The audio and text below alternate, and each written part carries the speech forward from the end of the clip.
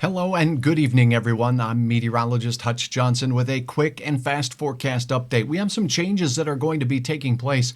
South winds today driving temperatures up. We're going to talk about that big change in temperature we're expecting over the next 24 hours, a warm weekend, and we'll look at our next chances of rain right here on Hutch's Weather. Now, a Hutch's Weather Update with Chief Meteorologist Hutch Johnson, brought to you by Robert Gibb and Sons.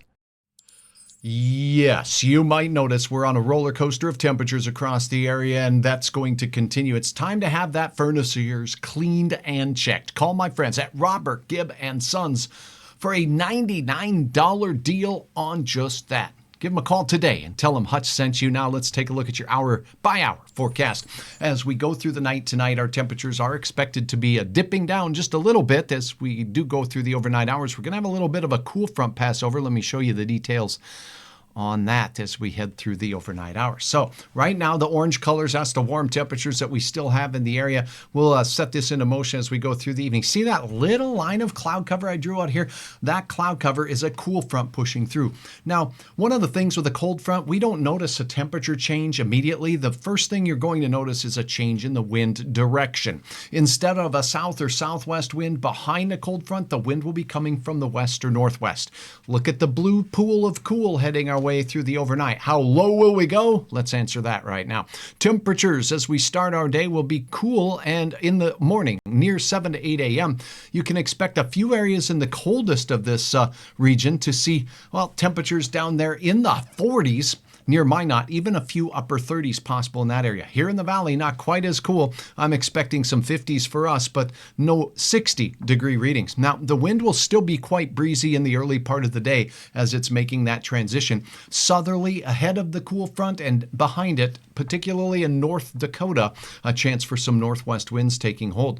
Decreasing wind speeds and temperatures here look to be warmest down to the south and to the east of the Fargo area in the Red River Valley. Central Minnesota will have temperatures in the 80s then, and we will see a nice little setback for us. What does it mean temperature-wise? Let's talk about those changes here in your forecast. Look, Friday morning temperatures will be generally in those mid-50s to around 60 degrees. Down in Lakes Country, up to the north, though, we'll see some upper 40s near the international border. That includes you in Rolla. That includes you in the area of Bottineau and out near Crosby and Bowbells for your morning. As we go through the afternoon today, look at this, near 80 in Fargo, but mid-70s for Grand Forks. Out to the west, we'll see a few 80s in southwestern North Dakota, but definitely a big cool down with those north winds subsiding to around 5 to 15 miles per hour for most.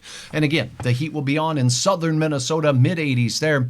But it does look like up in Lakes Country, including Thief River Falls and up towards War Road and Roseau, temperatures in the upper 60s to low to mid 70s for your day.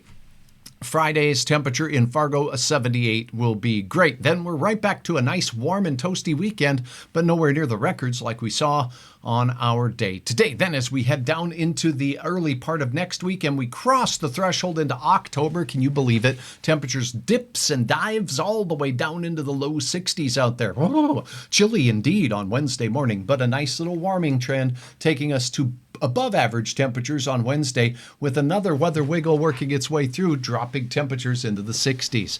I'm meteorologist Hutch Johnson.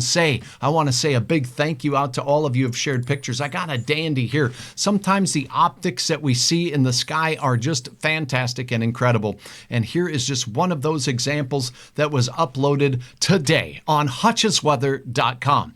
Check this out at the Nelson Farms. Do you see that? There's the moon. There's the sunrise. It's a sky is just perfectly clear. And look at that optical illusion taking place there. Maybe a very thin layer of ice crystals in the sky doing that, or maybe just a lens flare. I'll be honest, I can't tell you exactly which is causing that. So the moon is out shining brightly at sunrise. And Chase, thank you so very much for uploading photos. You can do the same by visiting Hutch's Weather anytime. And by the way, I will be having updates on Hurricane Helene as it works its way into Florida tonight and into tomorrow as a Category 3 storm. Now, some models have it intensifying to Category 4. Catastrophic damage will be possible, flooding, rains, and storm surge that will be upwards of 20 feet. Can you imagine that?